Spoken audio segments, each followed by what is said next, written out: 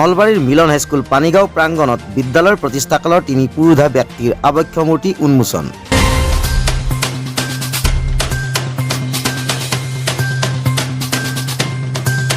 আজি নলবাৰী জিলাৰ পশ্চিম নলবাৰী অঞ্চলৰ মিলন হাইস্কুল পানীগাঁও প্ৰাংগণত বিদ্যালয়ৰ প্ৰতিষ্ঠাকালৰ তিনি পুৰোধা ব্যক্তি ক্ৰমে প্ৰয়াত শৰৎ চন্দ্ৰ শৰ্মা, ডাক্তৰ প্ৰভাত চন্দ্ৰ শৰ্মা আৰু মমাদ আলীৰ আবক্ষ মূৰ্তি উন্মোচন কৰা হয়। উন্মোচন কৰে অসমৰ জনপ্ৰিয় জ্যেষ্ঠ চিত্ৰশিল্পী খছনুৰ আহমেদে।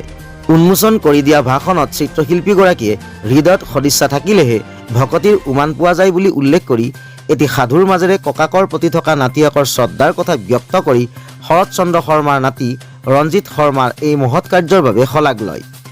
1954 চনৰ 1 ফেব্ৰুৱাৰীত মিলন এম.ই. স্কুল আৰু 1961 চনৰ 1 জানুৱাৰীত স্থাপিত মিলন হাইস্কুল পানীগাঁও প্ৰাংগণত আজি বিদ্যালয়সমূহৰ পৰিদৰ্শক জয়ন্ত ঠাকুৰীয়াৰ তৎপৰতাত আৰু ৰঞ্জিত শৰ্মাৰ উদ্যোগত বিদ্যালয়ৰ প্ৰতিষ্ঠাকালৰ এই তিনি পুৰোধা ব্যক্তিৰ স্মৃতিসৌধ হিচাপে আবক্ষ মূৰ্তি উন্মোচন কৰা হয়। প্ৰয়াত শৰৎ চন্দ্ৰ শৰ্মাৰ নাতি আৰু মনোৰঞ্জন শৰ্মাৰ পুত্ৰ গুৱাহাটী নিবাসী ৰঞ্জিত শৰ্মাৰ পৃষ্ঠপোষকতাত আজি সুদীৰ্ঘ প্ৰায় 7 দশকৰ অন্তত এই তিনি পুৰোধা ব্যক্তিৰ স্মৃতিসৌধ নিৰ্মাণ কৰি সন্মান জনোৱা কাৰ্যক সচেতন মহলে ভূয়সী প্ৰশংসা কৰে। মিলন হাইস্কুল পানীগাঁৱৰ শিক্ষক অবেশ শৰ্মাই আদৰা অনুষ্ঠানটিত উন্মোচনৰ পিছত আবক্ষ মূৰ্তিৰ সন্মুখত দাতা পৰিয়ালৰ হৈ কেইবাগৰাকীও লোকৰ লগতে বিভিন্নজনে বন্তি জ্বলায়। তাৰ পিছত বিদ্যালয় পৰিচালনা সমিতিৰ সভাপতি ভূপেন শৰ্মাৰ সভাপতিত্বত আয়োজিত তথা শিক্ষয়িত্ৰী আৰু ছাত্ৰীসকলৰ দ্বাৰা বৃন্দগীতেৰে আৰম্ভ হোৱা সভাখনত শৈক্ষিক তত্ত্বাৱধায়ক ব্ৰজেন বৈশ্যই সভাৰ উদ্দেশ্য ব্যাখ্যা কৰাৰ লগতে আদৰণি ভাষণ দিয়ে। দাতা পৰিয়ালৰ সদস্যৰ লগতে উপস্থিত বহুজনে ভাষণ প্ৰদান কৰে। সভাৰ মাজতে পাঠ কৰি দিয়া ৰঞ্জিত শৰ্মাৰ ভাৰ্চুৱেল লিখিত বাৰ্তাই সকলোকে মন্ত্ৰমুগ্ধ কৰি তোলে। অসম সংগীতেৰে সভা সামৰণি পৰে। পোনপ্ৰথমে প্ৰতিযোগিতাসকলক ধন্যবাদ জনাইছোঁ এই মহৎ কামত উপস্থিত হোৱাৰ বাবে। আজি সঁচাকৈ মিলন বাকৰিত এটি ভাল লগা অনুষ্ঠান সম্পাদিত হৈ গ'ল।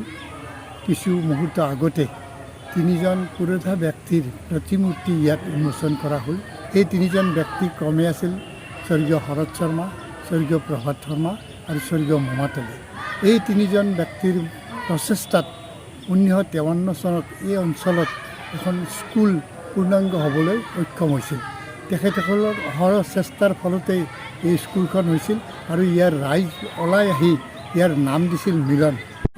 তেতিয়াৰে পৰা ইয়াৰ মানুহখিনি লগ হৈ এটা নাম তেওঁলোকে চিন্তা চৰ্চা কৰিছিল, যিহেতু পানীগাঁও পকা সুন্দৰী তিনিখন গাঁৱৰ সংগমত এই স্থানখন হৈছিল, তাৰ নাম দিছিল মিলন। আৰু তেতিয়াৰ পৰা হিন্দু মুছলমান লগ হৈ ইয়াতে অনুষ্ঠান কৰিছিল।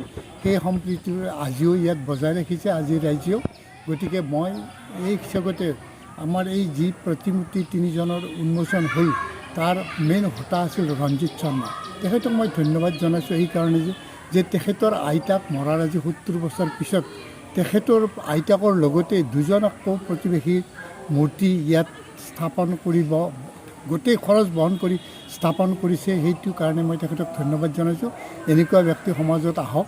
গতিকে সমাজখন ভাল কৰিবলৈ হ'লে এনে উদাৰ মনৰ ব্যক্তি আমাক লাগিব, তেতিয়া সমাজখন ভাল হ'ব। दीवानी